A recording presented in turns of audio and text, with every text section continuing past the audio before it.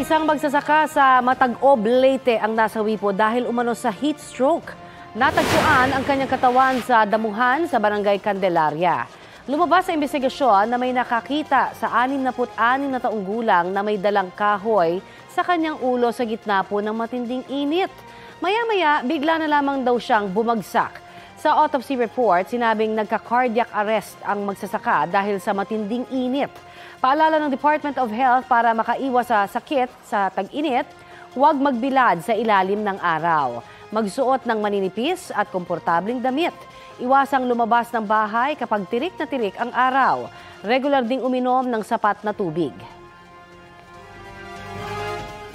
Kapuso, para sa mga maiinit na balita, mag-subscribe sa GMA Integrated News sa YouTube. Sa mga kapuso naman abroad, subaybayan nyo kami sa GMA Pinoy TV at sa www.gmanews.tv.